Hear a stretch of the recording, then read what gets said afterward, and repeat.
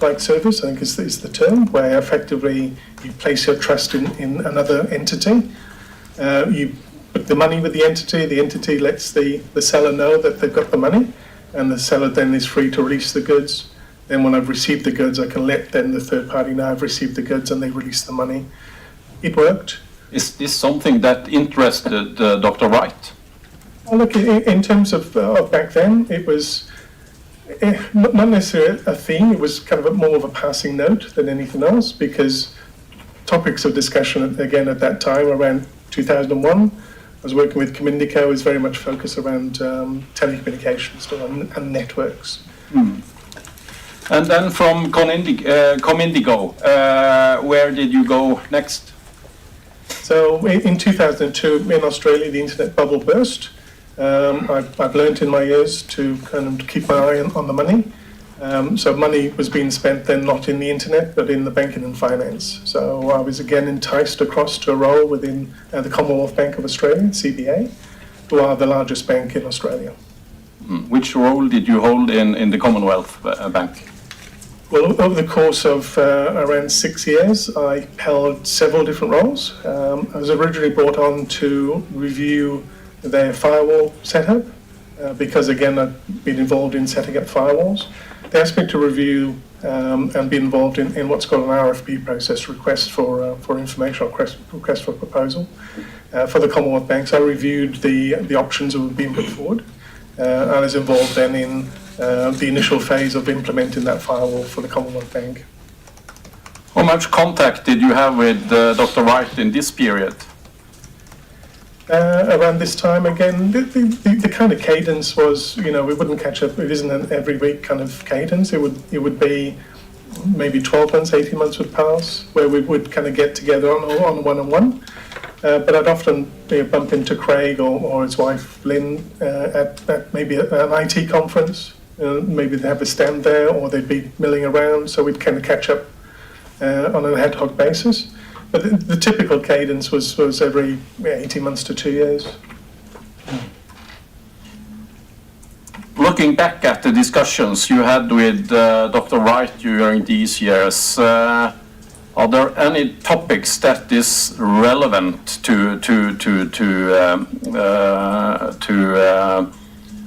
for his later work? Yeah, certainly. Again, moving from telecommunications into banking and finance was an opportunity to again just challenge the status quo as far as banking and finance is concerned. So some of the earlier conversations were around, well, now Rob, you're working in banking and finance. Do you trust the bank you're working for? Do you trust your money with the bank? And when it comes to it, what do you understand by money? So again, just an intellectual and yet kind of conceptual conversation around why are banks worth what they are, and how is money, what is money? What is that kind of piece of paper that's in front of you? And so Craig would take me on a bit of a journey around, and a term I know that he gave me at one stage was called a fiat currency, and I heard Craig say it. I did my research on what a fiat currency was. And what is a fiat currency? Well, excuse me if the explanation isn't exactly clear, but my understanding is that up until the fiat currency came into place, then any currency that was in existence had to be backed by an equal amount of physical gold. So, that was the denomination. You had to guarantee that the piece of paper you had, you could effectively go somewhere and get the equal amount in gold. So fiat currency then being currency backed by a central bank? Correct. So you no longer had to be backed by an equal amount of gold as a consequence. So it broke that dependency between the two. The concept of direct transactions without an intermediary. Yeah, so that came as a conversation a bit later on. So I was being educated and being led on some conversations around why do you trust something? What is tantamount to a promissory note, a promise to pay the bearer the sum of, and why do you trust that? So my roles at that time within Westpac was in risk, and as a consequence, I had cause to pause and think, and in fact, that's been a characteristic of my career for the last 20 years. is that I have taken time myself to pause and think about why things are the way that they are. And more recently, I'm paid to do the same thing. So I'm paid now to do what's called thought leadership. And it's a case of, and in all honesty, it's something I've recognised here in Oslo. Some of the messaging that's around creativity has been, pausing, having a think, take things in, and that will engender some form of creativity. It was a process that we would take each other through in terms of posing a problem, having some time to think about it, 12 months, 18 months, 2 years, and we'd come back and we'd then discuss, what happened since the last conversation, what's kind of moved on, what's your thought like now? So in those times it was around the physical paper note and how central banks, move those pieces of paper and why people place trust in it, that it has a worth. For how long, until when did you stay with the Commonwealth Bank? So the variety of roles that I had culminated in around 2008, where I'd gone from being, heavily involved in the technology, involved in rolling out networks, again, because of my telecommunications background. But one of the last couple of roles I had was what's referred to as an enterprise architect. And the role of an enterprise architect is to understand the aspirational needs of an organization and to understand how technology can help them achieve that business outcome, and to do it in such a way that you're aiming for something that you're striving for over kind of a 5 or 7 year period of time. So you have to think about how things are today, how things are going to be in a couple of years' time, and what ways these things might go, and to an extent, artificially predict the future. Have you ever discussed blockchain technology with Dr. Wright? During up to that period of time, around 2008, nothing specific around blockchain. So blockchain, Bitcoin up until that stage, but certainly the concept of blockchain. So one of the topics of discussion that I was pleased to bring to Craig, I put in place a system, again, because I was working in risk in Commonwealth Bank, a system called OPERA, which is the Operational Risk Advisor. And this is a technology that they have, again, to try and predict the future. So these are futures around commodities, and it might be various seeds and things. And they use the technology in order to predict what the price might be in the future. The technology itself, and this is where, it was more of that kind of propeller head, kind of in-depth technical discussion around how you'd achieve that kind of outcome. We were using at the time, we worked with what is effectively a detailed technology function within the Australian government. It's referred to as the CSIRO, and they perform a lot of research and development.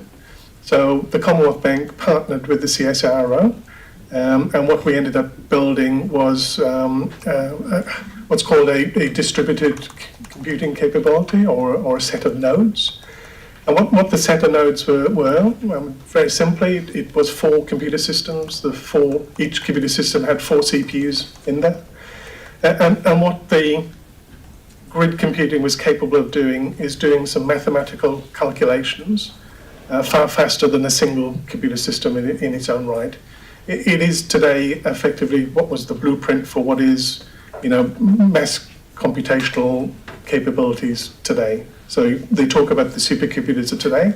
Essentially, that's what it's doing. It's taking, the majority of the compute power of one device, leaving some of it so it can communicate with the other nodes, and then mass replicating this. So you can have, today you can have millions of these computer systems all effectively coordinated and operated with each other. So they act as one large computing capability. But we helped pioneer that as part, again, of the work we did at CSIRO and Commonwealth Bank. When were the discussions about these concepts? Where were the discussions? When? So these were during my time at Commonwealth Bank. So these would have been in the mid-noughties. So this period of time at Commonwealth Bank was between 2002 and 2008. And those conversations would have taken part probably around the middle of that time. because later on, and at the tail end of my tenure at Commonwealth Bank, my interests were more towards user interfaces, and I got involved in voice recognition capabilities, again, which are leading edge at the time. So it wasn't at the tail end of my tenure at Commonwealth Bank, it would have been around the middle, so probably around 2004, 2005. And then from 2008, where did you go next? So in 2008, I cast my mind back. At the time, Australia had just gone through the ripple effects of the global financial crisis.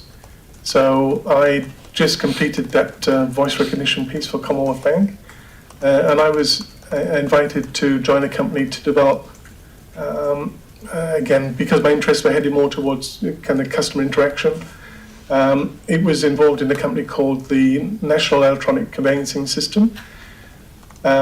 This is a 100-year-old mechanism that exists in Australia to do with the management of transfer of home ownership. You have a title to a property, and it's the process around then how that title gets reallocated to a new homeowner, and that's called the Torrens title. They asked me to help them digitize. So that again, that's been the more recent theme for my career is helping take what are paper-bound processes and to digitize them. And at that time, I joined a National Electronic Conveyancing System to do that, and I developed a solution to digitize it, and that's the solution that's in place today, what's referred to as PEXA today. And Craig Wright, you still had contact? Still had contact with Craig through that time. The conversations, again, had moved on from kind of promissory notes. We'd gone through conversations around kind of the node side of things. And then it was, we then started to describe this concept of not just ledgers with the banking and financial services side of things, but could you